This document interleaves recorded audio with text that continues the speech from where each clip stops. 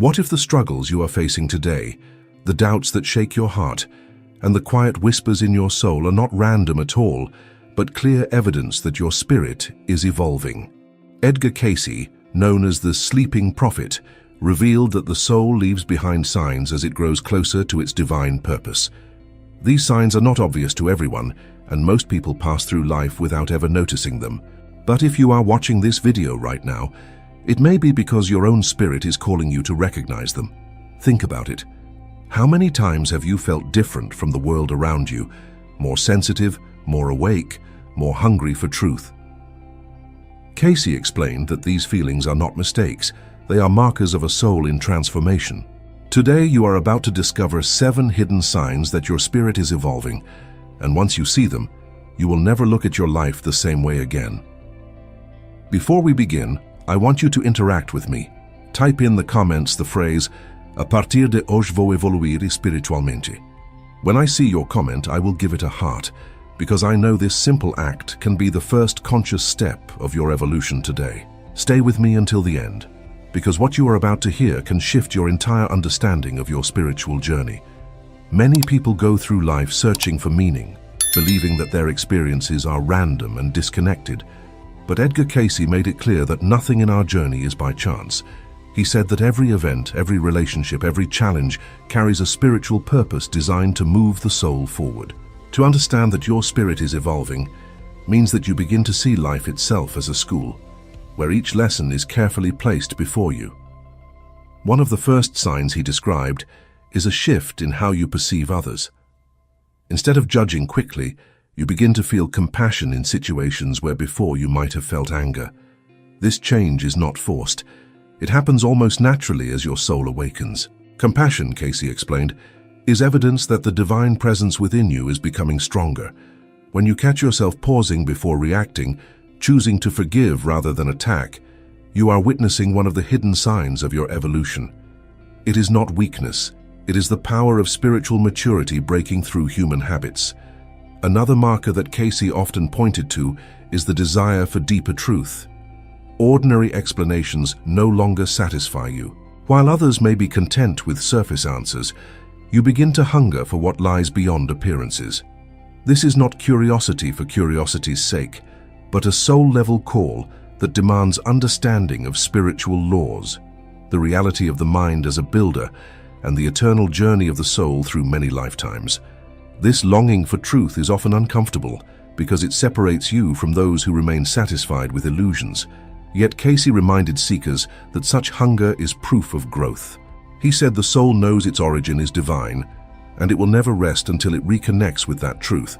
So if you feel restless, if you feel that nothing in this material world fully satisfies you, take it as a sign. Your spirit is telling you that you are evolving beyond the limits of the ordinary. Cayce also described how sensitivity grows as the spirit evolves.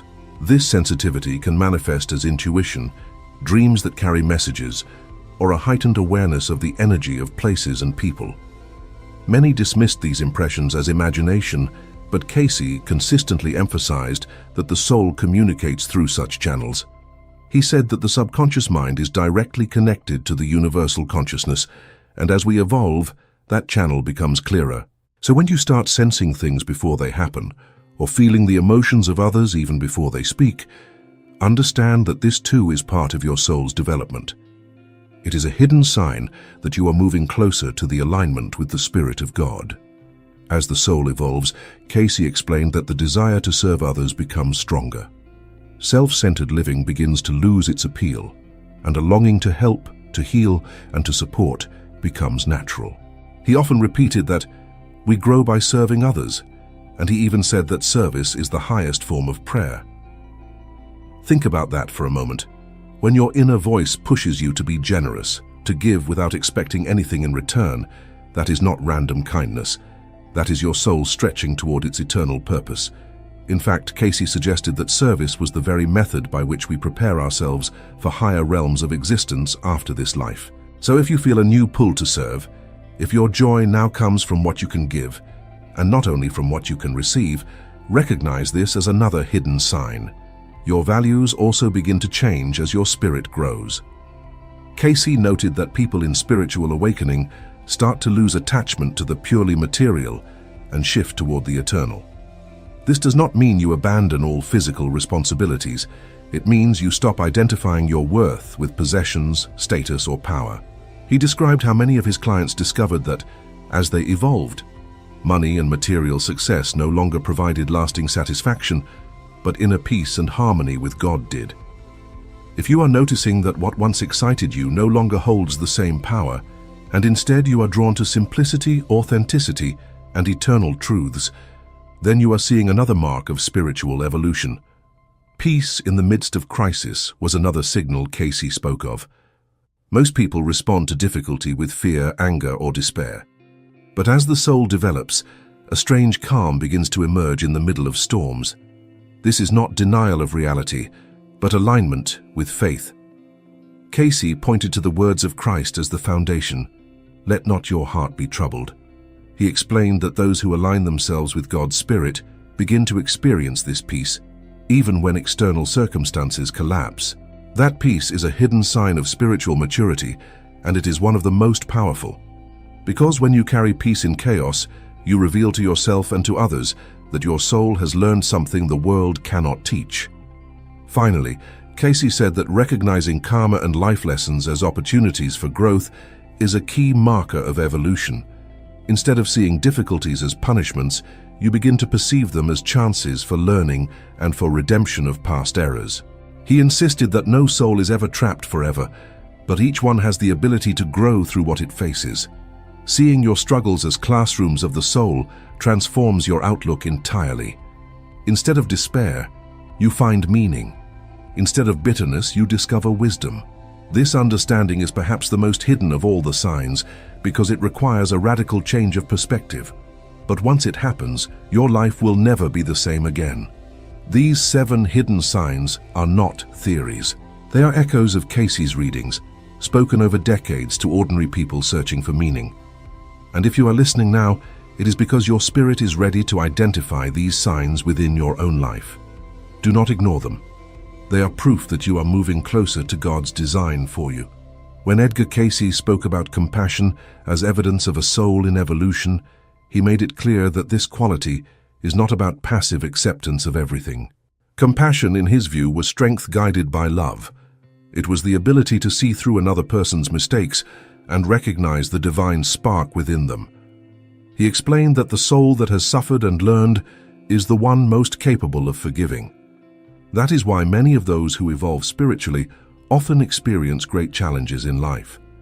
These trials shape the heart into something softer yet stronger. If you notice that your heart moves more easily when you see suffering, if tears come not from weakness, but from recognition of shared humanity, then you are living what Cayce described. Compassion is not sentimentalism. It is the soul realizing its unity with all others, and that awareness is a hidden sign that you are rising to a higher level of consciousness. Cayce also warned that the hunger for truth comes with responsibility. He explained that once the soul begins to see deeper realities, it cannot pretend to be ignorant again. This is why some people feel an inner conflict after awakening. The old life, with its distractions and empty promises, no longer feels comfortable, yet stepping into truth often means walking away from what is familiar. Cayce encouraged seekers not to fear this shift. He said that truth brings freedom, but it also demands courage. If you have found yourself restless, unable to find satisfaction in shallow pursuits, it is not a sign of being broken. It is a sign of spiritual hunger, the soul's demand to feed on eternal truths. That longing may disturb your sleep, push you toward new books, teachings, and practices. But according to Cayce, it is one of the clearest indicators that you are evolving. The increase in sensitivity, Cayce explained, was not always comfortable. Some of those who came to him for readings complained of strange dreams, sudden impressions, or overwhelming emotions they could not explain. Instead of dismissing these experiences, Cayce often told them to pay attention. The subconscious, he said, is like a doorway to the universal mind, and as the soul grows, that doorway widens. Dreams may carry messages for healing, guidance, or warning.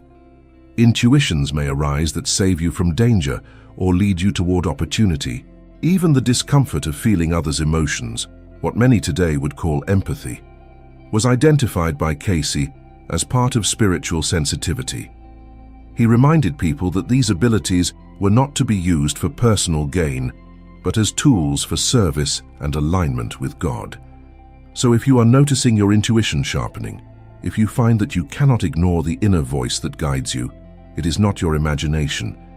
It is a sign that your spirit is waking up to higher levels of awareness. The pull toward service, Cayce said, is the natural fruit of spiritual growth. He repeated in countless readings that selfishness was the greatest barrier to evolution, while selflessness opened the gates of heaven. Service does not always mean grand gestures. Sometimes it is a simple act of kindness, a word spoken in love, or the willingness to put another person's need before your own. He explained that every soul is tested in this way, and how we respond determines our growth. Interestingly, many who felt depressed or lost found new strength when they began to serve others. Cayce said this was no accident. Service aligns the soul with its true purpose, creating joy where once there was emptiness. So if you feel the stirring inside you to give, to help, to volunteer, or even just to be more patient with those around you, take it as a powerful sign. Your soul is evolving, and it wants to grow through service. The transformation of values is another striking marker. Cayce lived during a time of material expansion, yet he constantly warned against the danger of defining life by possessions. He said that wealth is not evil, but attachment to wealth blinds the soul. He told people that true riches were found in peace of mind, in harmony with God, and in relationships built on love and trust. Many who came to him seeking advice on business or financial success left with lessons about spiritual priorities. If you find that material things no longer give you the satisfaction they once did, if you are less impressed by status and more drawn to authenticity, you are experiencing what Cayce described. The soul that is evolving begins to see through illusions. It does not reject the material world but refuses to worship it. That shift in values is a hidden sign that your life is moving in a divine direction. The presence of peace during storms is perhaps the hardest sign to believe in until you experience it yourself. Cayce often pointed to those moments when everything seems to collapse: loss, sickness, betrayal, financial ruin, and yet a deep calm settles within. He explained that this peace is not logical. It does not come from external security, but from inner alignment with the Spirit of Christ. He said that those who meditate, pray, and seek God daily prepare themselves to meet crisis without losing balance. This peace does not mean the pain is absent, but it means the soul knows it is not abandoned. If you have felt an unexplainable calm while facing trials, that is not denial or numbness. It is one of the hidden signs of spiritual growth. It is the fruit of trust, and it is more powerful than any proof the world can give. Finally, understanding karma as a classroom changes everything. Cayce defined karma not as punishment, but as opportunity. He said every soul writes its own lessons, and life provides the circumstances to learn them. When you stop asking, "Why me?" and start asking, "What can I learn?" you have stepped into maturity. He explained that each difficulty carries within it the seed of growth. Even mistakes and failures can be redeemed when seen through this lens. Many who came to Cayce fearful of their past left with hope, because he assured them that no soul was condemned forever. The recognition of karma as guidance is a hidden sign that you are beginning to live consciously. Instead of being a victim of life, you become a student of life. That change of perspective is evidence of evolution.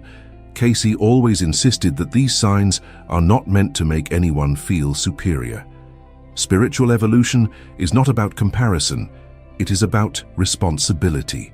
He explained that when the soul begins to awaken, it is entrusted with greater light, and with that light comes accountability. To recognize compassion growing in your heart means you are being called to extend forgiveness in places you once refused. To sense truth calling you means you must pursue it, even if it separates you from comfortable illusions. To experience sensitivity in dreams and intuitions means you must handle that awareness with humility and not with pride. In every hidden sign there is both a gift and a task. Cayce warned that ignoring these responsibilities slows the growth of the soul, while embracing them accelerates it. So if you see these markers in your own life, do not take them lightly. They are not just curiosities, they are invitations to live differently. He also taught that spiritual evolution is gradual, often unnoticed by the person experiencing it. He compared it to a seed growing beneath the soil. At first there is no visible evidence, but deep within life is stirring. Then one day the seed breaks the surface and a plant begins to rise. In the same way, the soul may undergo years of unseen preparation before the signs become clear. This is why many people feel frustration, believing they are not changing when in reality the roots of their growth are expanding invisibly. If you are consistent in seeking God, in serving others, and in aligning your thoughts with truth, Cayce assured that growth is happening even when you do not see it. Trust that process. The hidden signs are only the visible part of a much greater transformation within you. One of the most powerful insights from Cayce was his explanation that spiritual evolution is not reserved for saints or prophets. He gave readings to ordinary men and women, farmers, teachers, parents, and workers, and in all of them he pointed out the same principles. Every soul, he said, has the potential to evolve because every soul carries the image of God. That means the hidden signs we are describing can appear in anyone who opens themselves to divine guidance. This truth is encouraging because it means you do not need to be perfect or to live without mistakes. Growth is not about avoiding failure, but about learning from it. Cayce assured people that even their struggles and their weaknesses could be transformed into stepping stones if they chose to align with spiritual law. He also emphasized the role of meditation and prayer in accelerating evolution. He described the mind as a builder, shaping reality not only in this world, but in the soul's eternal journey. When you discipline your thoughts, focusing on truth, love, and faith, you align with higher vibrations. This alignment strengthens the hidden signs we have discussed. Compassion deepens, truth becomes clearer, sensitivity sharpens, the desire to serve intensifies, values transform more quickly, peace grows stronger, and understanding of karma becomes more natural. Cayce taught that meditation is not about escape from the world, but about tuning the inner instrument to the frequency of God. Just as a musician tunes a string before playing, the soul must be tuned daily through prayer and meditation. Without it, he warned, the instrument of the soul falls out of harmony.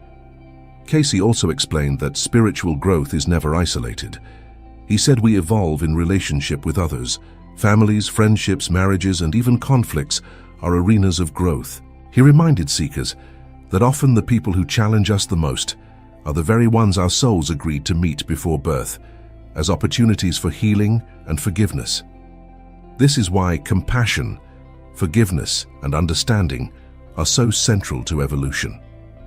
If you notice that you are surrounded by difficult personalities or repeated patterns, Cayce would encourage you to look beyond the surface. Ask yourself, what lesson is hidden there? This awareness itself is proof of spiritual maturity, because instead of blaming, you begin to learn. He was clear that growth is not linear. There are moments of progress and moments of apparent setback. Yet Cayce said even setbacks are part of the journey. When you stumble, the important thing is not that you fell, but that you rise again with new wisdom. He often repeated that every soul is given another chance because God's patience is eternal. This truth brings hope to those who feel unworthy.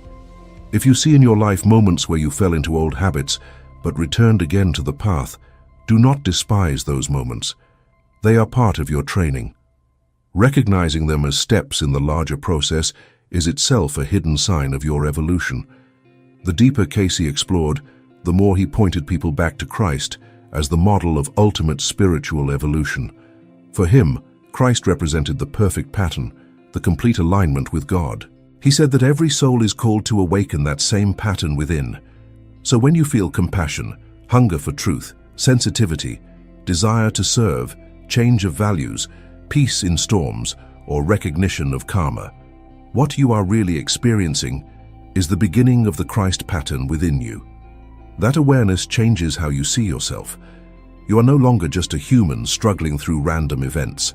You are an eternal soul awakening to its divine destiny. Cayce often reminded people that these signs of spiritual growth do not appear all at once. For some, compassion is the first to awaken, while for others, it may be sensitivity or the hunger for truth. Each soul unfolds in its own rhythm, just as flowers bloom in their own season. He explained that forcing growth is impossible. You cannot demand peace in crisis if you have not yet practiced faith in daily life. You cannot understand karma until you have learned to see experiences as lessons rather than punishments. The soul opens gradually, step by step, and recognizing even the smallest sign is a reason for gratitude. Cayce encouraged seekers to celebrate progress rather than judge themselves for not being further ahead. Gratitude itself, he said, creates harmony and accelerates growth because it shifts the mind from fear to faith. Another important reminder from Cayce was that the hidden signs of evolution often come with tests. If compassion is awakening, you may find yourself surrounded by situations that challenge your patience. If truth is calling, you may face confusion or the temptation to accept easy lies. If sensitivity is growing, you may feel overwhelmed by emotions that force you to learn balance. These tests are not punishments but confirmations. Cayce said they are opportunities for the soul to prove what it is becoming. He often warned that people should not fear challenges, because challenges are the evidence that growth is real. Without resistance, no strength can develop. So when you see difficulties arise alongside these hidden signs, recognize them not as setbacks but as confirmations of your path. In his readings, Cayce repeatedly said that love is the ultimate measure of evolution. All other signs, compassion, truth, sensitivity, service, transformed values, peace, and understanding of karma, are expressions of love in different forms. He said, love is the law, the force that holds the universe together, and the vibration that unites the soul with God. To grow spiritually, therefore, is to expand in love. This is why forgiveness, kindness, patience, and humility are so essential. Without love, growth becomes distorted. But when love is present, every hidden sign becomes radiant and undeniable. If you notice that love is becoming the center of your decisions, that even when you struggle you return to love, then you are truly experiencing the evolution of your spirit. Cayce also made clear that spiritual growth is not about escaping the world, but about transforming how we live within it. Many people who awakened to these signs asked him if they should withdraw from society, but he advised them to remain engaged, to live their faith in practical ways. He said that spiritual evolution must be proven in the ordinary acts of daily life: how you treat your family, how you work, how you respond to stress. Grand experiences of revelation are valuable, but the true evidence of growth is found in consistency. If you are faithful in small things, he said, greater things will be added to you. This teaching reminds us that spiritual awakening is not separate from life. It is life lived consciously, with God at the center. As the soul evolves, Cayce noted that fear begins to lose its power. This does not mean fear disappears entirely, but it no longer rules your choices. You begin to act from faith rather than from anxiety. Fear of loss, fear of failure, fear of death. These slowly weaken as your trust in God grows. Cayce reassured people that this shift is natural. The more you align with truth, the more you realize that nothing essential can ever be taken from you. The body may fail, circumstances may collapse, but the soul is eternal. This recognition brings courage. If you have noticed that fear no longer dominates you the way it once did, even if it still whispers at times, that is another hidden sign of your evolution. He also reminded seekers that patience is both a fruit and a test of growth. In many readings, Cayce told people to be still and know that I am God. He emphasized that the soul must learn to wait on divine timing. When compassion seems slow to change a heart, when truth feels hard to grasp, when peace seems delayed, patience becomes the evidence of trust. Cayce explained that impatience is rooted in self-will, while patience is rooted in surrender to God's will. To cultivate patience is to align with eternity. If you find yourself more willing to wait, more open to God's timing, this too is a hidden sign of your evolution. In his thousands of readings, Cayce often ended with words of encouragement. He knew that many who came to him felt overwhelmed by their struggles, unsure of their progress. To them he always repeated, You are a soul, eternal and destined for growth. He reassured them that God's love never abandons, that every step forward matters, and that no effort is wasted. Even the smallest movement toward compassion, truth, service, or peace is significant. He reminded people that heaven is not reached in a single leap, but in steady steps taken day by day. That message continues to echo for us today. Recognize the hidden signs in your own life, no matter how small, and let them remind you that your soul is already evolving. Cayce also highlighted that growth is never for yourself alone. He explained that when one soul evolves, the light of that soul influences countless others. A single act of compassion can ripple into a family, a community, even generations. A moment of peace in crisis can inspire hope in those watching. A willingness to serve can create a chain of kindness that moves far beyond what you will ever see. This is why he insisted that spiritual growth is sacred responsibility. You are not only shaping your own destiny, you are contributing to the destiny of the world. The hidden signs in your life are not private markers. They are signals meant to radiate outward, showing others what is possible. If you have noticed people being drawn to you for advice, comfort, or inspiration, this is no accident. Cayce would say it is the natural result of your evolving soul shining light into darkness. He also taught that evolution of the spirit is infinite. There is no final point where the soul stops growing. Even in the afterlife, Cayce explained, the soul continues to learn, to serve, and to align more deeply with God. This understanding removes pressure because you realize there is no race to finish. Instead, there is a journey to embrace. Every lifetime, every lesson, every act of love is part of the eternal unfolding. He described Earth life as only one chapter in a much larger story, and recognizing the hidden signs now prepares you for what lies beyond. The more you grow here, the more prepared you are for greater service and joy in the spiritual realms. Cayce was clear that no one is excluded from this path. Some came to him feeling unworthy, ashamed of their mistakes, and convinced that they were too far gone. But he assured them that God's mercy is endless, and that the soul is never defined by failure, but by its eternal connection to the Creator. He said the very longing to evolve is itself proof of growth, because the soul could not desire God unless God was already calling it. So if you doubt yourself, if you feel you are not good enough, remember that even your awareness of these hidden signs is evidence that your spirit is already awakening. You would not be listening now if there was not already light stirring within you. As you reflect on these signs, compassion, hunger for truth, sensitivity, service, transformed values, peace in storms, and understanding of karma, ask yourself which ones you have already experienced. Recognize them, honor them, and nurture them. They are gifts, but they are also responsibilities. They point you to the next step in your journey, urging you not to remain the same, but to continue rising. And remember, Cayce did not present these signs as distant ideals, but as realities unfolding in ordinary lives. They are within your reach now, if you choose to respond. Your spirit is evolving, and that is why you are here. Do not ignore the call. Embrace it with humility, with courage, and with faith. Live with love at the center, and you will find that every challenge becomes a doorway, every relationship a classroom, and every moment an opportunity to grow closer to God. That is the hidden truth Cayce wanted seekers to know. You are not lost, you are not forgotten. You are evolving step by step toward the destiny of light for which you were created. If this message has spoken to your soul, take a moment now to support this work. Like this video, subscribe to the channel, and share your thoughts in the comments below. Tell me which of these hidden signs you have noticed in your own life, and remember to type the phrase we began with, "A partir de hoje vous evoluir espiritualmente."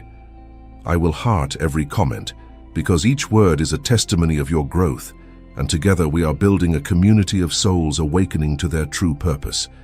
Stay with us, because what lies ahead in your journey is greater than anything you have left behind.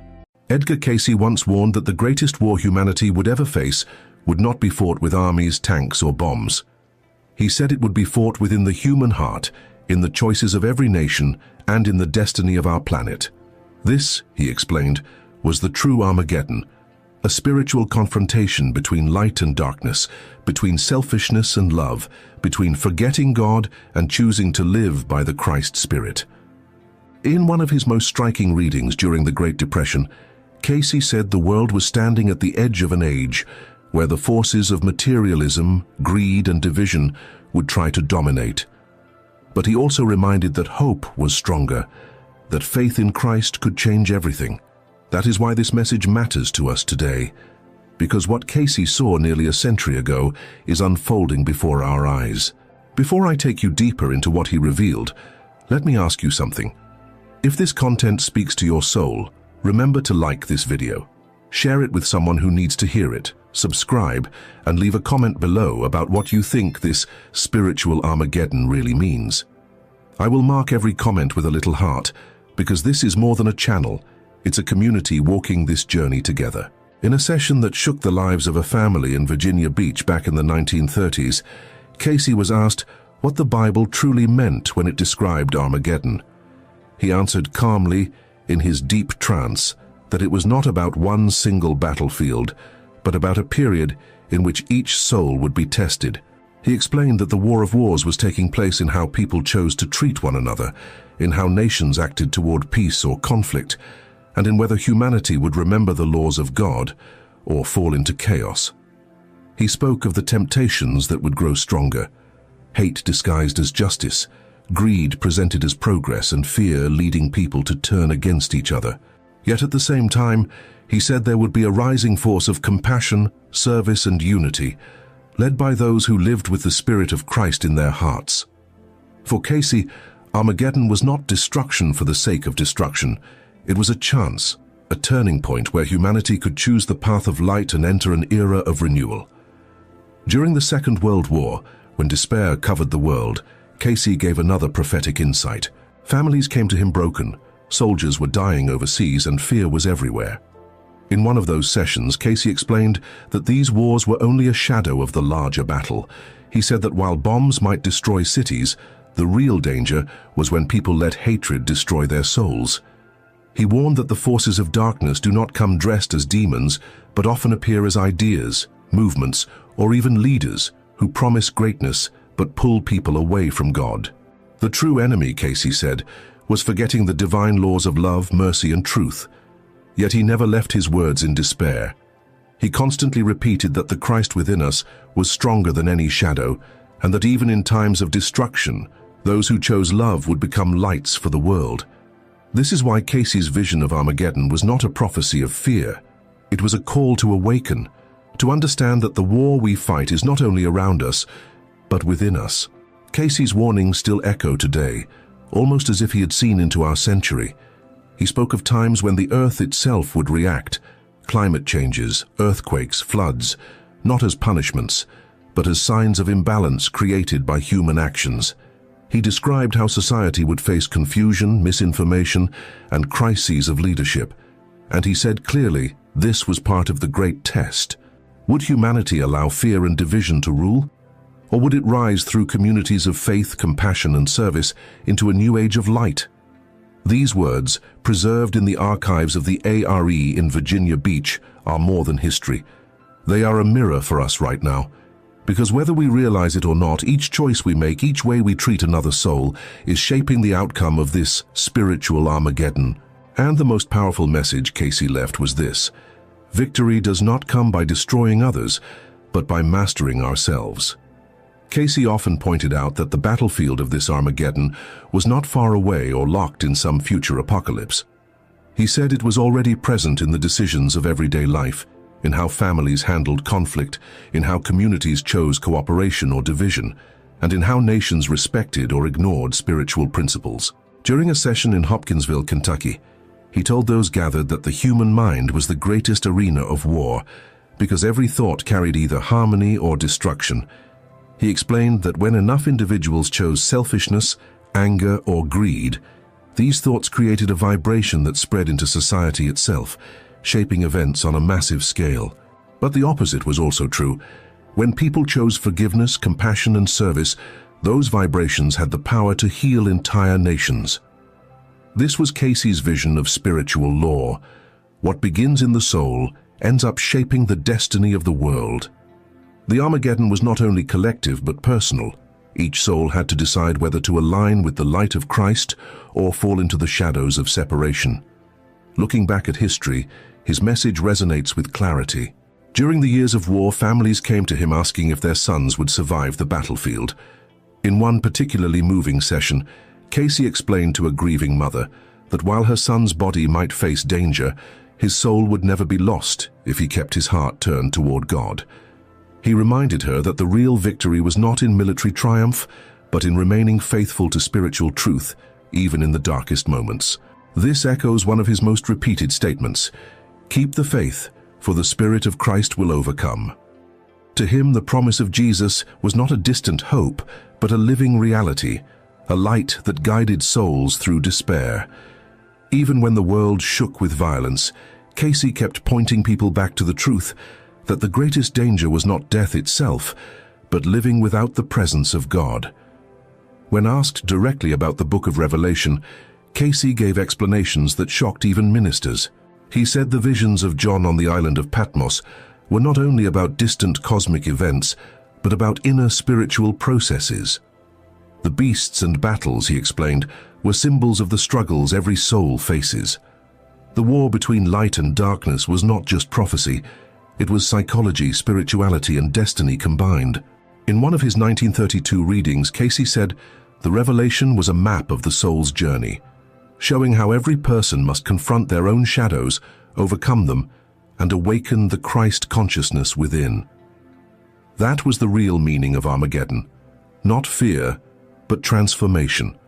For Cayce, this final battle was an opportunity, a purification, leading humanity into a higher awareness of God's presence. And this perspective turns what many consider a terrifying prophecy into a message of hope and responsibility. This is why when we speak today about Cayce's warning that humanity's spiritual Armageddon has begun, we are not speaking about superstition or fear tactics. We are talking about the choices unfolding in our century. Wars may still erupt, technology may confuse us, societies may become polarized, but the real test is deeper. Will we remember who we are in spirit? Will we choose to walk with the Christ light guiding us, or will we surrender to forces that divide and destroy?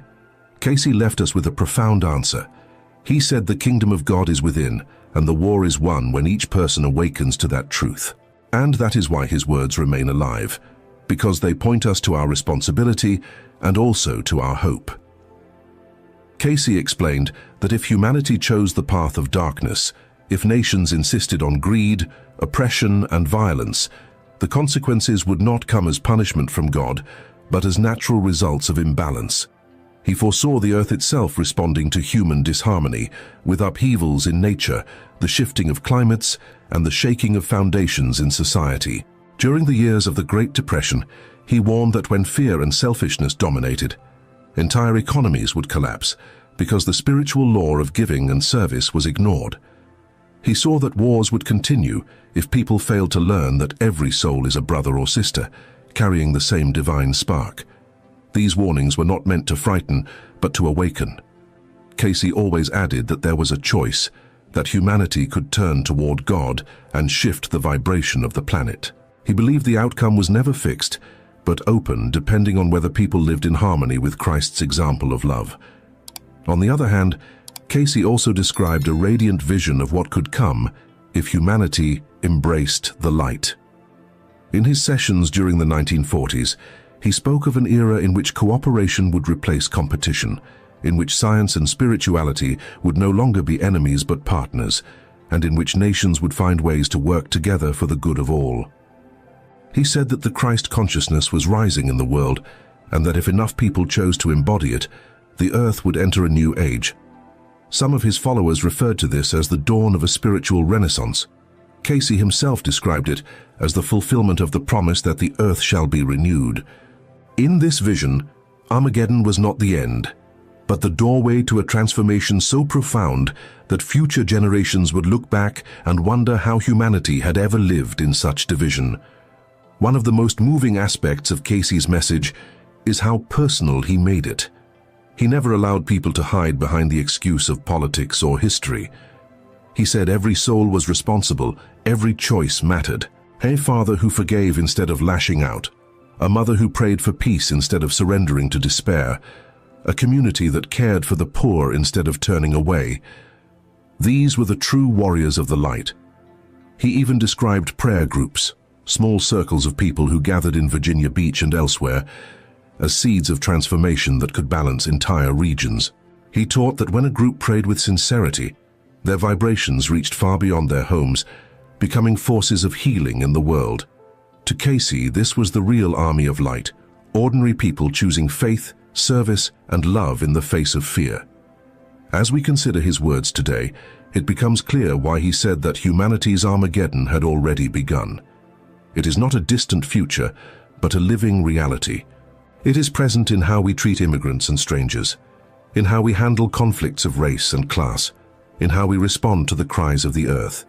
It is present in the noise of media that spreads fear or hope, in leaders who inspire unity or division, and in the silent decisions we make when no one is watching. Cayce's message was both urgent and comforting. Urgent because the stakes are high, comforting because he never doubted that the light of Christ was stronger than any darkness. He said victory was not guaranteed by prophecy, it was guaranteed by choice. Humanity's story would be written by the souls who decided every day to live with love. In one of his most memorable readings from 1936, during a period when the world was trembling on the edge of another great war, Cayce declared that the Armageddon is within the hearts of men.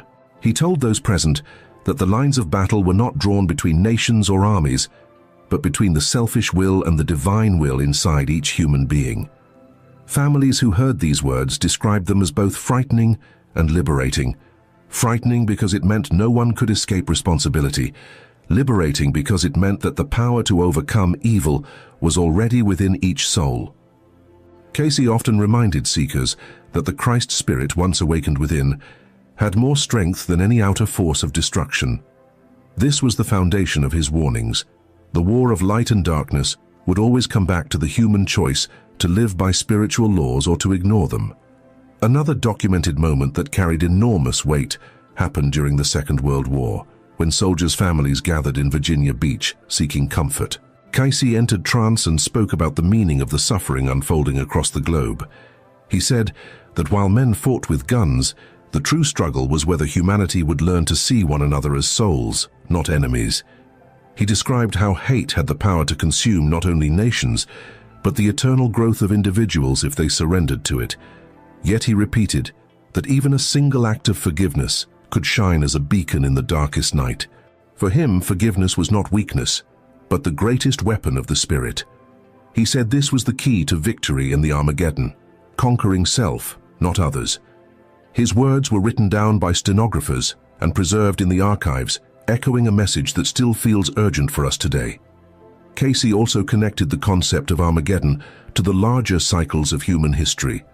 He explained that civilizations rise and fall depending on whether they align with God's laws. He often referred to ancient cultures like Atlantis, describing how their downfall came not because of lack of knowledge, but because of misuse of power and selfishness. In this way, he warned that our own modern age carried the same risk. Technology and progress could bring blessings if guided by love, but destruction if ruled by pride. He predicted that humanity would soon face choices about how to use its knowledge, and that these decisions would determine whether the earth entered a new golden age or a period of great suffering. His message was simple but profound. The past was a mirror of the future, and only the Spirit of Christ could guide humanity safely through the coming trials. Perhaps one of the most striking aspects of Cayce's prophecy is how he always held hope, even when speaking of war. He never left people in despair. In the midst of the Great Depression, he told a group in Kentucky that although the world seemed to be collapsing, these crises were opportunities for souls to awaken. He explained that hardship often forced people to look beyond material security and rediscover their connection with God. For Cayce, every collapse was also a chance for renewal, every war a chance for souls to prove their faith, every dark hour a stage for light to shine brighter. He framed the Armageddon not as the destruction of humanity, but as the testing ground where humanity could finally remember its divine origin. This is why his words resonate so deeply, because they call us not to fear the end, but to live with courage in the present. Cayce's foresight extended into what we are living today. In multiple sessions, especially in the late 1930s and early 1940s, he spoke of changes in the Earth itself that would reflect the imbalance of humanity's spiritual condition. He described shifting climates, violent storms, earthquakes in unusual places, and floods that would reshape entire regions. While many at the time dismissed these words, his followers preserved them in the archives at Virginia Beach. Now, looking at the natural crises of our century, these warnings feel like echoes from the past. Cayce stressed that these were not punishments from a wrathful God, but natural consequences of humanity's disharmony. When human thoughts, actions, and collective energy stray too far from divine laws, the earth itself mirrors that imbalance. He called it the law of cause and effect, written not only in the soul, but in the fabric of creation. But Cayce did not stop with environmental predictions. He also spoke about social upheaval that would test nations and communities. During one of his sessions, he mentioned that humanity would face times of deep division, where lies and confusion would spread easily and trust in leaders would collapse. He warned that the greatest threat was not an external enemy, but a world where people no longer recognized truth from falsehood. To him, this was a sign of the spiritual Armageddon, the battlefield of the mind, where deception could enslave entire populations if they abandoned their inner connection with God. At the same time, he said that in these moments of crisis, groups of sincere seekers would rise. He spoke of circles of light forming around the world, people gathering not with weapons but with prayer and compassion, becoming the counterbalance to the forces of darkness. In one particularly powerful reading, Cayce emphasized that America had a unique responsibility in this struggle. He said that the destiny of the United States was not in military power or wealth, but in demonstrating that a nation could live by spiritual principles. He explained that if America lost sight of its motto, "In God we trust," it would suffer deeply. But if it remembered its spiritual foundation, it could inspire the entire world. This message was given during wartime, yet it still applies to us today in times of polarization and conflict. Cayce's point was clear. Every nation and every soul within it would be measured not by words, but by actions rooted in love and service. That is what determined whether one stood on the side of light or darkness. These insights reveal why Cayce said humanity's Armageddon had already begun. We see it in natural disasters, in broken trust between people, in wars that repeat lessons never learned, and in the rise of both fear and hope. Yet he constantly urged that the Christ spirit within us is more powerful than any shadow. He asked people to live it daily through forgiveness, kindness, prayer, and service. For Cayce, this was the true armor of light, and he believed that even in the most chaotic times, those who carried this spirit would not only survive, but become guides for others. His words remind us that Armageddon is not a prophecy of doom, but a call to awaken. The final battle is not a distant event. It is the choices we make every single day. Cayce never ended his messages with fear. He always lifted people toward a vision of hope. In his view, the outcome of the spiritual Armageddon was not destruction but renewal, if enough souls chose the light.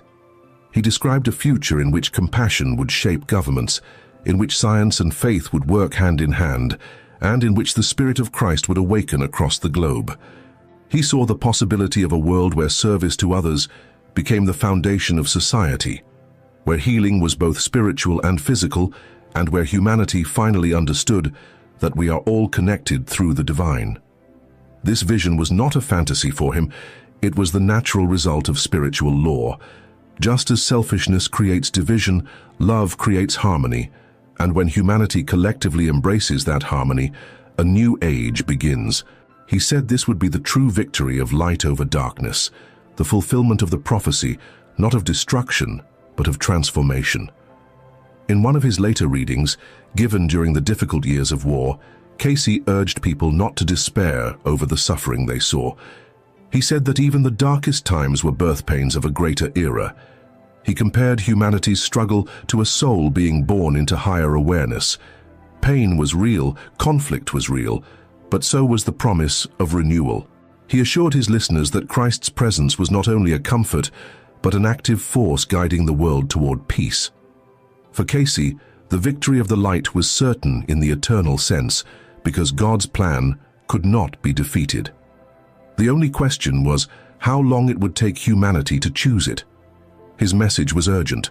The sooner we awaken, the less suffering we endure. The later we awaken, the harder the lessons become. Today, these words resonate more than ever. We see division, crisis, and fear, but also countless examples of compassion, sacrifice, and unity. We live in the very tension Cayce described, a humanity pulled between light and darkness. And yet, his readings remind us that we are not powerless observers. We are participants in this story, and every choice we make carries weight. This is what makes his warning both sobering and inspiring. The fate of humanity is not written in stone. It is written in our actions, our thoughts, our prayers. If the spiritual Armageddon has begun, then each of us is a warrior in it, not with weapons but with the strength of the soul. So now I turn the question to you. In your own life, how do you see this battle between light and darkness playing out? Do you feel the struggle within your choices, your relationships, your community? Leave your reflections in the comments, because I will mark each one with a heart, and together we can build a circle of light, just as Cayce envisioned. And if this message has moved you, support this channel by liking the video, sharing it with friends, and subscribing so we can keep bringing forward these forgotten truths. The Armageddon Cayce spoke of is not about fear, it is about awakening.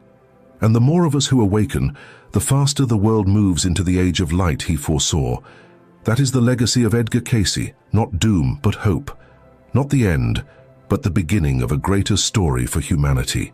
Edgar Cayce often said that thoughts are things, and what we hold in our minds and express in words shapes our health, our destiny, and even our spiritual experiences. For Cayce, speech was never just sound. It was the materialization of what was already vibrating within the soul. He warned that negative words of hate, criticism, or despair create patterns of energy that harm both the speaker and the listener, producing consequences that are physical, emotional, and spiritual. In the same way, words of faith, hope, and love strengthen, heal, and align us with the divine.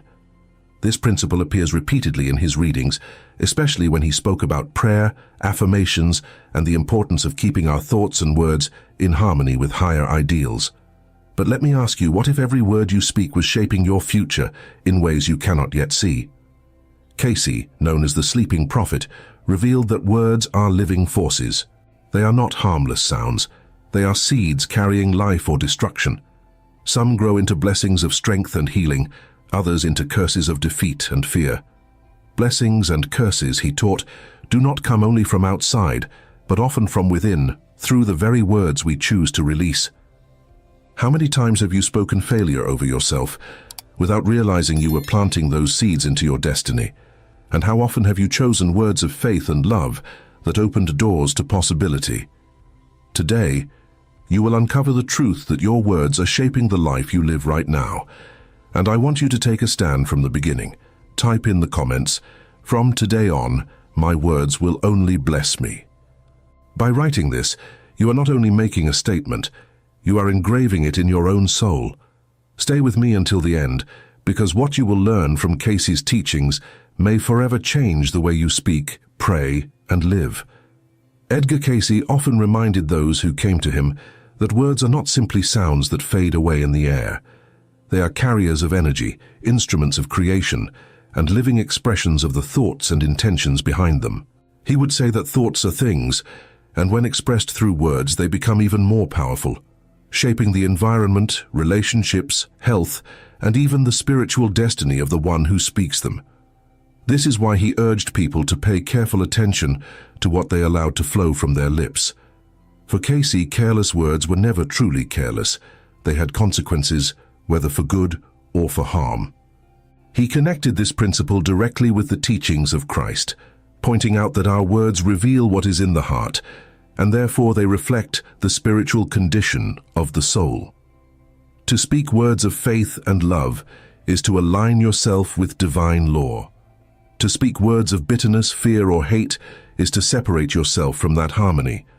Cayce's readings make it clear that the human body, mind, and spirit respond directly to the vibrations set in motion by what we say. He explained that every word carries a vibration, and this vibration can strengthen or weaken the cells of the body, elevate or depress the mind, and draw the soul closer to or further from God. When a person continually repeats negative words, such as declarations of sickness, hopelessness, or anger, the vibration of those words imprints itself on the very tissues of the body and the fabric of the soul. Over time, those words become patterns that shape experiences in life. On the other hand, words of truth, encouragement, and compassion have the power to heal, to bring clarity of thought, and to attract divine assistance. This is why he encouraged the use of affirmations and prayers, not as empty rituals, but as deliberate acts of creation through spoken vibration. Imagine for a moment the words you spoke over yourself this past week. Did you say, "I will never succeed," "I am too weak," or "nothing ever works for me"? According to Cayce, each of those phrases is like planting a seed of defeat in your inner garden. Those seeds grow silently, producing fruit that later appears as discouragement, failure, or missed opportunities.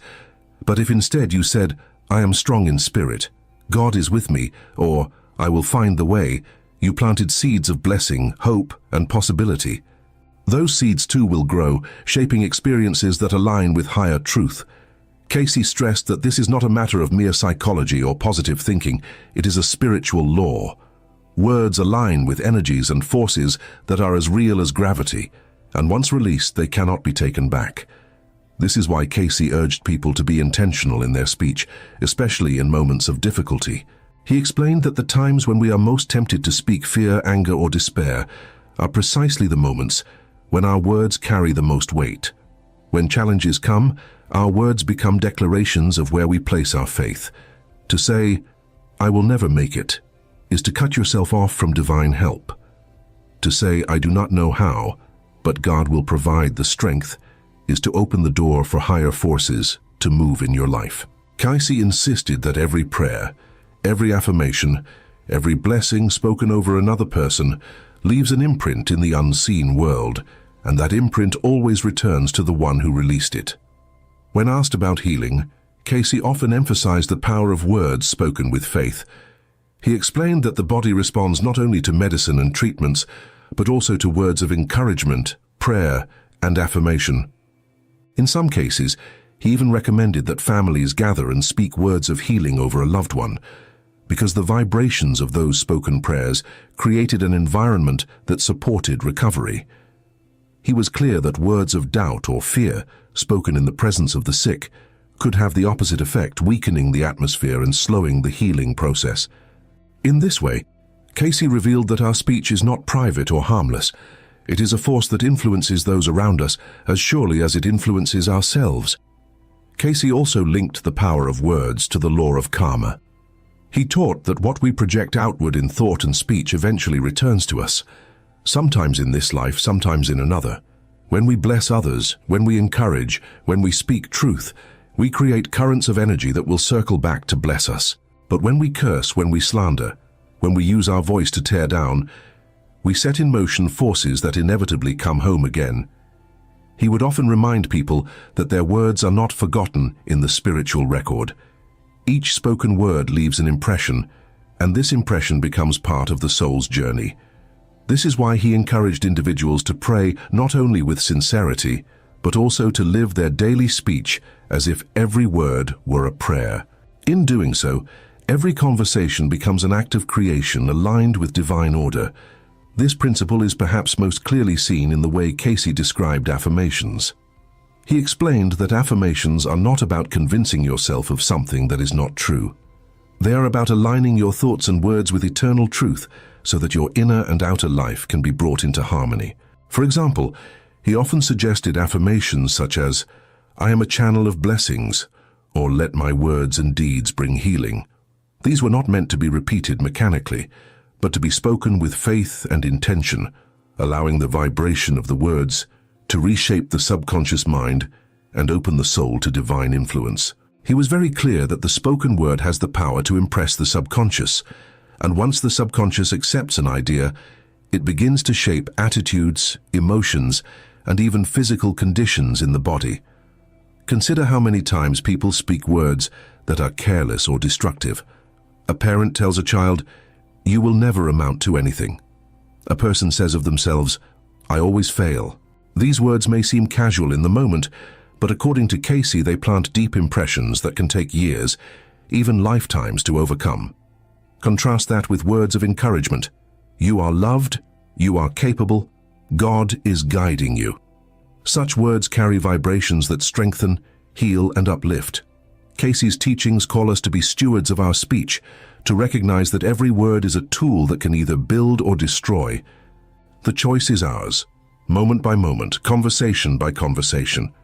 He also connected the use of words with the larger spiritual practice of prayer. For Cayce, prayer was not simply asking God for help. It was an alignment of the mind and speech with divine will.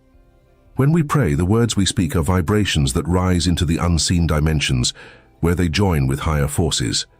If those words are spoken with sincerity, faith, and love, they draw divine assistance and reshape circumstances.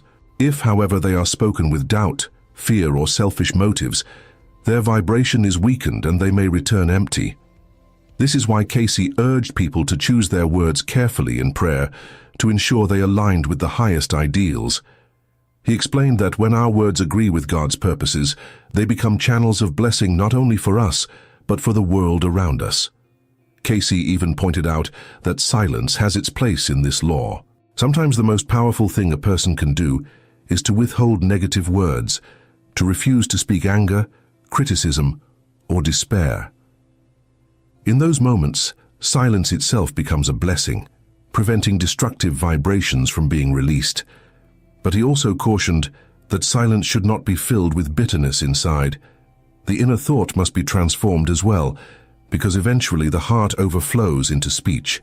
Thus, the discipline of words is also the discipline of thought, for speech is only the outer reflection of the inner life. He reminded seekers that by controlling speech, they learn to control thought, and by controlling thought, they align themselves more perfectly with God. Edgar Cayce made it clear that words are not bound only to the present moment. He explained that spoken words create patterns in the soul that extend into the future, sometimes influencing events long after the words have been forgotten by the conscious mind. He said that the universe itself is built upon vibration, and since words are vibrations, they become part of the structure of reality. This is why he warned that we must guard our tongue, for once a word is spoken, it cannot be recalled. It leaves its imprint in the unseen realms, and will eventually bear fruit in the visible world. He would often remind seekers that the same creative force that spoke the universe into existence lives within us, and when we speak, we are participating in that divine act of creation. The responsibility is enormous, but so is the opportunity for blessing. In his readings, Cayce often emphasized the need for harmony between what we think, what we feel, and what we say. Words spoken without sincerity have little power. A person may repeat positive affirmations, but if their heart is filled with doubt or resentment, the vibration of those words is weakened. On the other hand, when thought, emotion, and speech are aligned, the words carry great force. He explained that healing prayers, for example, are most effective when the one who prays not only speaks words of faith, but also feels compassion in the heart and believes deeply in the mind. When all three are united, the vibration is strong and effective. This principle applies not only to prayer, but to every aspect of life. Words backed by sincerity shape destiny. Words spoken in contradiction to inner belief lose their power. Cayce's guidance challenges us to examine our daily speech. Do our conversations reflect faith, hope, and love, or do they echo fear, complaint, and negativity? He taught that words have the ability to charge an atmosphere. When a household is filled with words of criticism and anger, the very walls seem to absorb that vibration, creating a heavy atmosphere. When a household is filled with words of prayer, gratitude, and kindness, the environment becomes light, peaceful, and welcoming. He even noted that the subconscious mind is sensitive to such vibrations, especially during sleep. The words spoken in the home set a tone that influences dreams, emotions, and even health. Therefore, the discipline of words is not only about personal growth, but also about creating spaces where others can thrive. One of the most striking aspects of Cayce's teachings on words is his insistence that they connect us directly with the divine. When we speak words of truth, compassion, and faith, we are not just encouraging ourselves or others, we are aligning our vibrations with God's Spirit. In that alignment, the spoken word becomes a channel for divine power to flow into the world. Cayce pointed to Christ's teachings as the ultimate example, where every word carried life, healing, and authority. He explained that we too have a measure of that power, and we are called to use it wisely, to bless rather than to curse, to build rather than to destroy, to heal rather than to wound. Cayce also gave very practical advice about the discipline of words. He suggested that each day should begin with a conscious affirmation, a deliberate choice of words that set the tone for the day ahead. These affirmations were not to be long or complicated, but simple statements of truth spoken with sincerity. For example, he often recommended starting the day with words such as, "Lord, let my words today bring healing," or "May I be a channel of blessings." By speaking such affirmations in the morning, the individual aligns thought, feeling, and action with divine purpose, creating a pattern that guides choices throughout the day. He explained that this practice, repeated daily, gradually reshapes the subconscious mind and strengthens the soul's alignment with God. He also warned against the destructive habit of gossip. Cayce described gossip as one of the most harmful uses of speech because it not only wounds the person being spoken about, but also corrupts the one who speaks. Gossip, he explained, spreads vibrations of division and negativity, which then return to the one who released them. He urged people to avoid speaking of others in ways that tear down, instead encouraging words that build up and support. Even when criticism is justified, he taught, it should be expressed in a spirit of love and with a desire to help, not to harm. In this way, the discipline of words becomes a constant training of the heart to choose compassion over judgment. Another practical area Cayce addressed was the power of blessing. He explained that to speak a blessing over another person is to release a vibration that can strengthen and uplift them, and that blessing also circles back to bless the one who spoke it. Blessings, he said, do not need to be elaborate or formal. Even a simple "God be with you" spoken with sincerity carries spiritual power. He encouraged families to make blessing a regular part of their speech, reminding them that these words create invisible bonds of love and protection. In contrast, harsh words spoken in anger can break down those bonds and leave wounds that last for years. For Cayce, the discipline of speech was not an abstract idea, but a daily practice that touches every relationship. Cayce also spoke of the connection between words and the body. He explained that the cells of the body respond to the vibrations of speech, especially when words are spoken repeatedly with strong emotion. Words of discouragement and self-condemnation weaken the life force, while words of encouragement and gratitude strengthen it. He even recommended that people facing illness speak daily affirmations of healing, not as denial of their condition, but as declarations of faith that align the body with divine life. For example, he suggested phrases such as, "God's life is flowing through me," or "Every cell of my body responds to divine harmony." He insisted that when such words are spoken sincerely and consistently, they begin to influence not only the subconscious mind, but also the body's natural healing processes. Cayce also connected the discipline of words with forgiveness. He reminded seekers that many souls remain bound to resentment and bitterness because they continually repeat words of accusation or self-pity. Each time those words are spoken, the wound is kept alive, the vibration is renewed, and the soul remains chained to the past. Forgiveness, he explained, often begins with words. To speak "I forgive," even before the feelings fully change, is to set in motion a vibration that gradually reshapes the heart. Likewise, to say "I am forgiven" opens the soul to receive God's grace. For Cayce, the words themselves become channels through which divine love can flow, making forgiveness not only a possibility, but a living reality. He urged people to use their speech to release, to let go, and to free themselves and others from the bondage of anger. He also spoke about the creative power of words in relationships. Words of kindness spoken between husband and wife, parent and child, or friends and neighbors build trust and intimacy. Words of criticism, sarcasm, or neglect erode those bonds and create walls of separation. Cayce explained that relationships are strengthened or weakened largely by the daily choice of words. He advised couples, for example, to bless one another with affirmations of love, even in small, simple phrases. He emphasized that it is not grand gestures, but consistent words of care and respect that nurture love over time. The same is true in communities. A community that speaks encouragement, vision, and hope over itself flourishes. One that speaks constant complaint and blame deteriorates. Cayce even pointed out that the spoken word is a form of prophecy. When we declare something with conviction, especially when it aligns with divine ideals, we are shaping the future in that direction. To say, "I will walk in light," is to set a vibration that guides choices and opens doors that align with that statement. To say, "I am doomed," is to bind oneself to that dark vision. He explained that while not every word manifests instantly, every word leaves a trace, and over time those traces form pathways. This is why he urged people to speak carefully about their future, to use words of faith rather than despair, vision rather than defeat. For Cayce, the future is not written only in the stars or in fate, but also in the daily words we choose to speak. As he drew connections between the power of words and spiritual growth, Cayce consistently emphasized Christ as the model. He pointed to the words of Jesus, noting that they were always filled with authority, compassion, and life.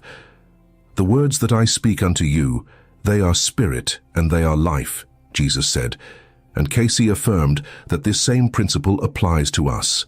Our words may not carry the same infinite authority, but they do carry the spirit and life of whatever is within us. When we speak with love, we give life. When we speak with hate, we spread death.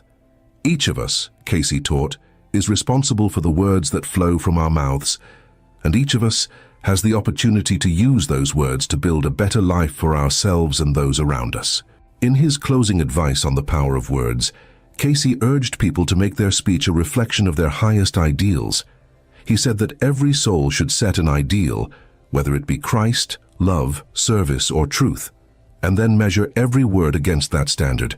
Before speaking, ask, "Does this word reflect my ideal or does it betray it?"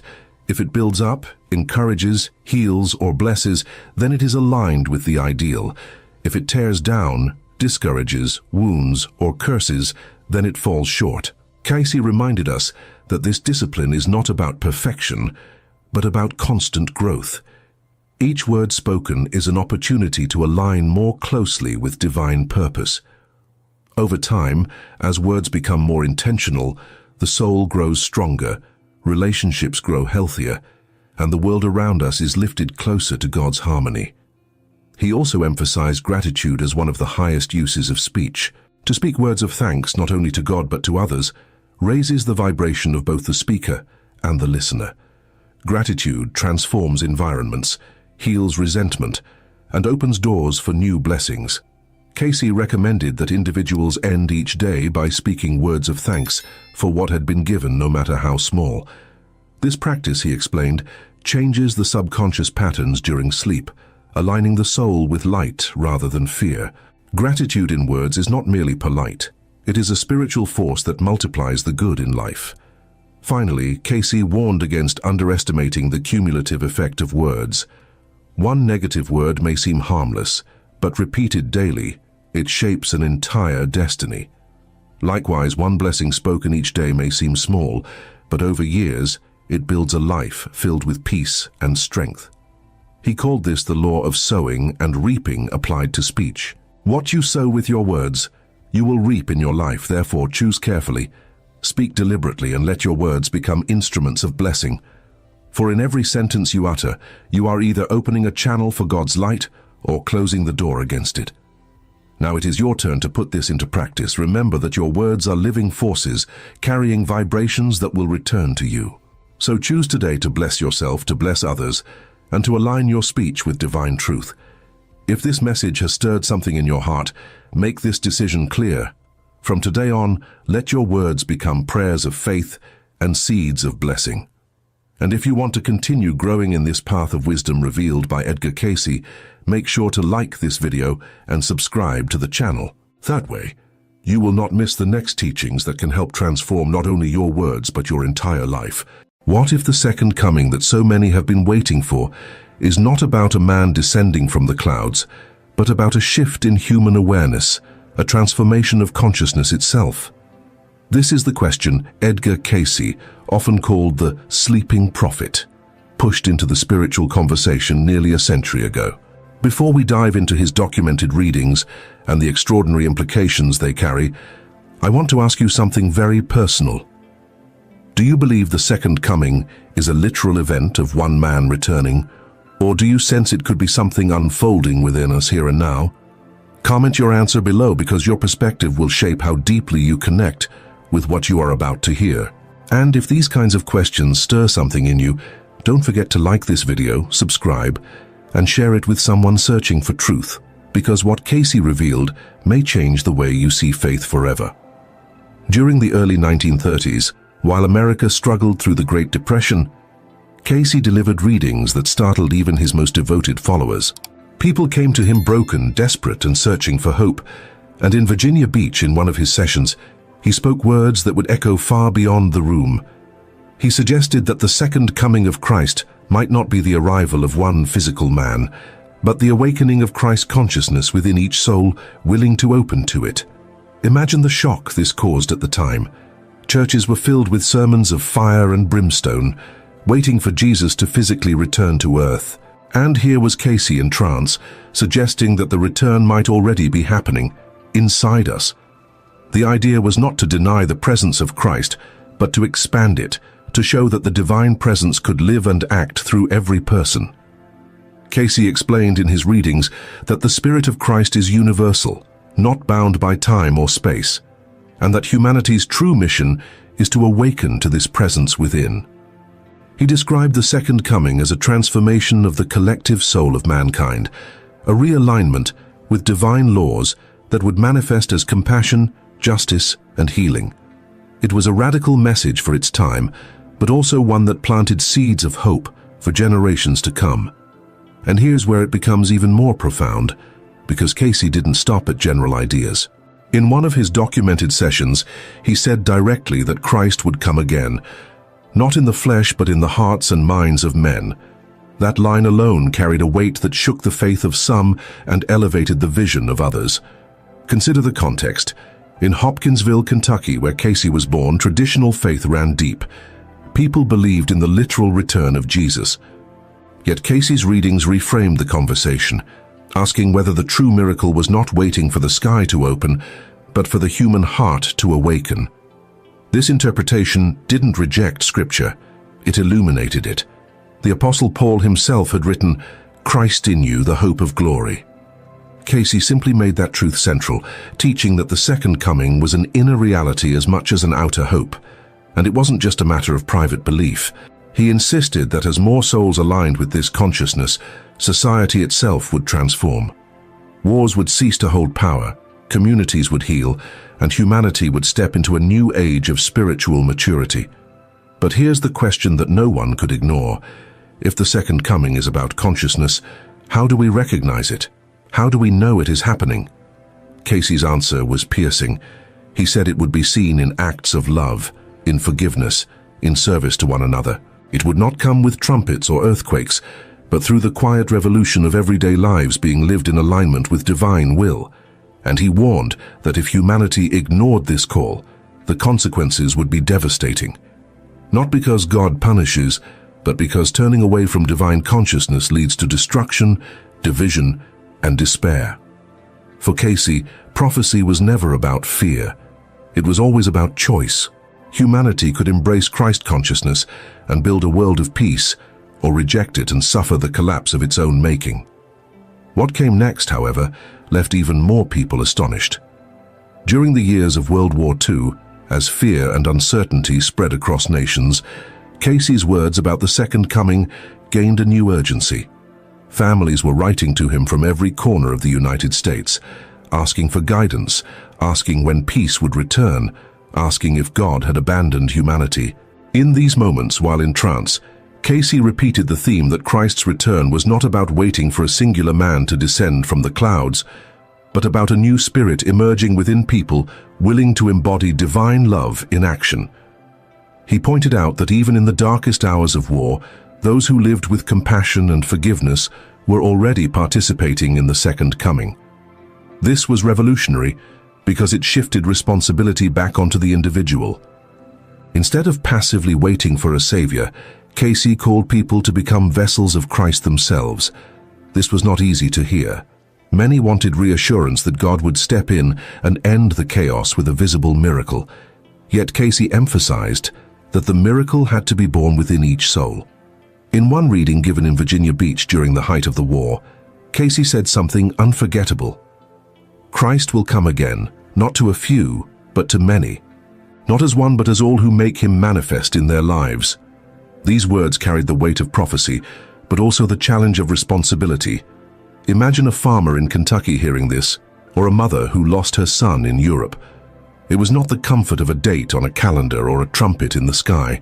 It was a call to live differently, to embody a sacred presence through courage and kindness. This was Cayce's great distinction. He was not predicting a spectacle, he was teaching a path of transformation. And even though he was criticized by traditionalists, his words resonated deeply with those seeking meaning beyond dogma. The decades after Cayce's death in 1945 only amplified the importance of these messages. The 1960s brought social upheaval, the civil rights movement, and an awakening of spiritual exploration across America. In that era, Cayce's interpretation of the second coming as Christ consciousness seemed prophetic in itself. Young seekers were no longer content with rituals alone. They wanted experience, inner awakening, direct connection with the divine. The idea that Christ could be reborn within the heart of every individual was not just theology. It became a living reality for thousands exploring meditation, prayer, and new spiritual paths. What Cayce had whispered in trance years earlier began to echo across a generation searching for truth beyond tradition. But here's where Cayce's teaching becomes even more intriguing. He connected the second coming with the evolution of human consciousness itself, suggesting that humanity was entering a new phase of awareness. He compared it to the shift from childhood to adulthood, a leap that required responsibility and inner growth. The world could not move forward clinging to old patterns of fear, greed, and division. Instead, the second coming was the invitation to grow up spiritually. And what shocked many was Cayce's insistence that this was not optional. Humanity's survival depended on it. He warned that unless Christ consciousness became the guiding principle of nations and individuals, the world would face catastrophic consequences. Not because God was punishing humanity, but because the laws of spirit, when ignored, bring collapse. Now pause for a moment and consider your own life. If Cayce was right, the second coming is not something to wait for, it is something to live.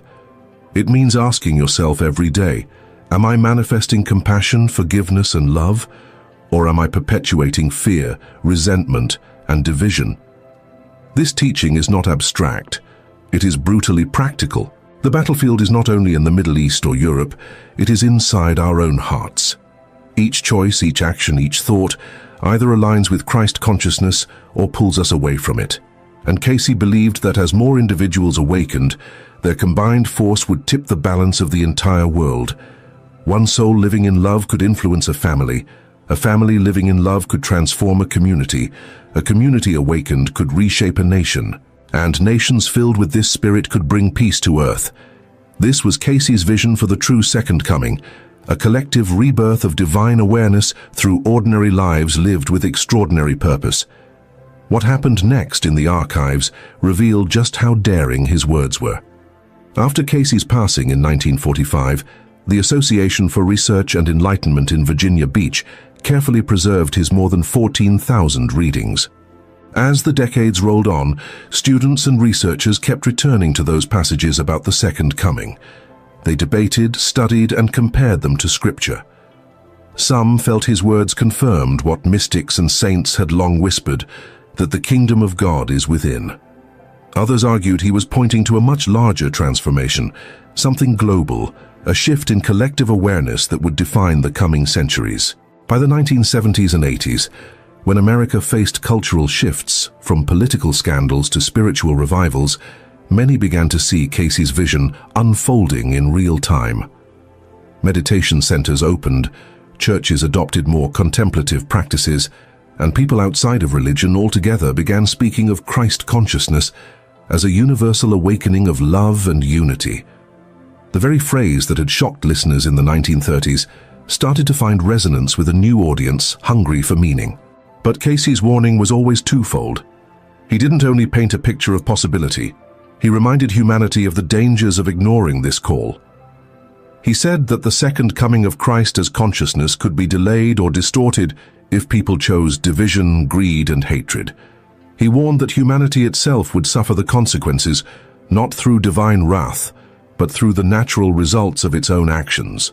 Wars, environmental destruction, and cultural collapse were the fruits of turning away from divine principles. Yet, he balanced this warning with hope. Again and again, his readings emphasized that no matter how dark things seemed, one person aligned with Christ consciousness could shine a light powerful enough to guide many others. He never left people in despair. He always returned to the power of choice. In more recent years, scholars and spiritual seekers have drawn connections between Cayce's words and modern crises. During times of global unrest, natural disasters, and deep division, his readings feel eerily relevant. When he said the second coming would be seen in how we treat one another, it reads less like prophecy and more like a mirror held up to society today. Are we living in fear? Or are we daring to love in ways that seem impossible? Are we waiting for rescue or stepping forward as co-creators with God? This is where Cayce's message cuts to the core. He insisted that every soul has access to the Christ presence, and that this presence can guide decisions, heal relationships, and even transform nations if allowed to flow freely. Think about that for a moment. If the Christ Spirit is truly within you, then the second coming is not a distant promise. It is a present reality waiting to be awakened. It challenges the way we approach conflict, the way we forgive, the way we raise children, the way we build communities. It challenges us to stop asking only, when will Christ return? And start asking, how will I let Christ live through me today? That shift in perspective is the difference between waiting for history to unfold and becoming history's turning point. This is what Cayce meant when he said the second coming is not just one man but all of us, living with divine purpose. And if you've ever felt a moment where love broke through anger, where forgiveness healed a wound, or where compassion silenced fear, Cayce would say, you've already experienced a glimpse of it. And yet, Cayce left open a mystery that still haunts his followers today. In several of his documented readings, Cayce was directly asked whether Christ would physically appear again on earth. His responses were layered, never dismissing the faith of those who held on to a literal expectation, yet always redirecting attention to the deeper reality of Christ consciousness. In one session that touched an entire family, he explained that while the presence of Christ could indeed manifest outwardly in ways humanity might recognize, the true return was inward, a reawakening of the divine spirit within each soul. This created tension even among his closest supporters. Some felt reassured, believing that the second coming was already unfolding in daily acts of love and transformation. Others, however, feared that Cayce's interpretation might contradict their lifelong belief in a physical savior who would come to restore order with divine authority. Yet Cayce insisted that Christ had never left. He was always available, waiting to be born anew in the hearts of those who lived according to divine law. This teaching didn't erase Scripture. In fact, Cayce often pointed back to the words of Jesus himself. He reminded people of verses like, "Lo, I am with you always," and "The kingdom of God is within you." For him, these weren't symbolic phrases, but living truths. He argued that Scripture and prophecy made sense only when understood as invitations to embody divine consciousness. The danger, he warned, was in waiting passively for rescue, while neglecting the sacred responsibility of living love here and now. This is what made his message radical. It placed the weight of the second coming not on a distant future event, but on the choices made in every present moment. Imagine the challenge this posed for traditional believers in Hopkinsville, or even ministers in Virginia Beach who studied his work. It forced them to re-examine not only what they believed about Christ, but how they were living those beliefs day to day. What startled many was Cayce's suggestion that the second coming was not only personal, but collective. He described it as a wave of awakening, spreading as more individuals aligned themselves with the Christ spirit. He envisioned a tipping point where this inner transformation would shape the very direction of civilization.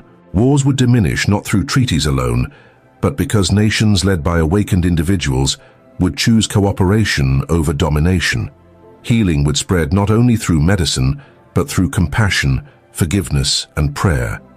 And justice would not be the result of laws alone, but of people living with divine integrity. In other words, the second coming was both a mystical and a practical revolution, one that could touch every layer of human life. But Cayce also left room for paradox. He acknowledged that many still longed for a visible Christ, a figure to rally around in times of despair. He never denied this possibility, but he emphasized that even if such a manifestation were to occur, it would be meaningless unless humanity was prepared inwardly to recognize and receive it. Without inner awakening, even a visible Christ would be ignored, misunderstood, or resisted. That was the haunting truth Cayce delivered. The second coming is not simply about God showing up. It is about us being ready to see, to hear, and to live in harmony with the divine. And this readiness is measured not by religious labels, but by the quality of love lived out in daily life. For Cayce, that was the true test of faith. And so, the question that lingers is not when Christ will return, but whether we are becoming the kind of people who can welcome him if he already has. As the 20th century gave way to the 21st, Cayce's teachings on the second coming found new life among seekers confronting modern crises. In an age of technology, division, and global anxiety, many turned to the archives in Virginia Beach searching for clarity. Scholars at the ARE highlighted how Cayce's interpretation was not a denial of Christ's presence, but an expansion of it, an invitation for every soul to awaken. They pointed out that in times of global uncertainty, when people asked, "Where is God?" Cayce's answer was consistent. Christ is here, within you, waiting to be expressed. This resonated deeply in a world where traditional structures of religion seemed less able to provide comfort. The promise of an inner awakening that could transform not just individuals, but societies, offered hope beyond dogma. It made faith practical. It demanded courage. It called for personal responsibility. And that message has never felt more relevant than it does today. Consider the state of the modern world. Wars continue to erupt, economies collapse, natural disasters rise, and people feel more disconnected than ever before.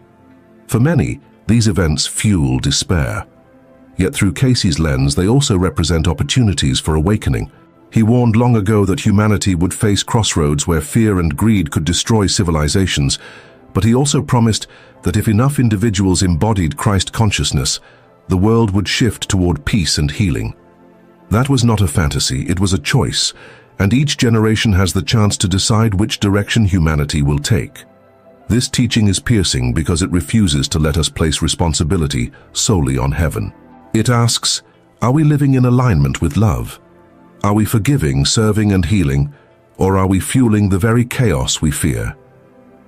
For many who study Cayce today, the second coming is understood as a movement already underway. They point to global conversations about unity, compassion, and mindfulness as early expressions of this Christ consciousness emerging in collective form. Small acts of kindness ripple into larger waves of change. Communities built on service transform neighborhoods. Nations guided by compassion influence the course of history. Even in the age of social media, where conflict spreads fast, stories of forgiveness and healing remind us that the Christ spirit still breaks through. And each time it does, Cayce would say, the second coming is happening again. It is not one event, it is an ongoing awakening, and it is as present now as it was in the days when he first spoke those words in trance. But this leads us to a sobering reality Cayce never ignored. He cautioned that humanity's awakening would not come without struggle. Old systems resist change, fear clings to power, division digs deep roots. He foresaw that the journey toward Christ consciousness would involve conflict, not because God created suffering, but because human beings resist transformation. It is in those struggles, however, that the opportunity is greatest. When people forgive in the face of betrayal, when they serve despite exhaustion, when they love even while being misunderstood, that is where the second coming shines brightest. It is not about perfection, but about persistence. It is about souls choosing again and again to align with divine love until it becomes the guiding principle of their lives. And through that steady choice, Christ returns, not in one man alone, but in all who dare to live his spirit. Which leaves us with one haunting question.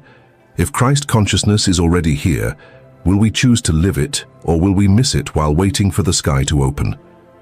Today, as we stand at the edge of extraordinary global change, Cayce's words carry a weight that feels almost prophetic. He warned that humanity would either awaken to Christ consciousness or risk falling deeper into division and destruction. Looking around, we can see both forces at work: conflict and unity, hatred and compassion, despair and hope. The second coming, according to Cayce, is happening not in some distant tomorrow, but in the choices made every day by ordinary people. It is present in how you forgive someone who hurt you, in how you choose kindness when anger seems easier, in how you serve when no one is watching. These moments may seem small, but together they form the fabric of a new world.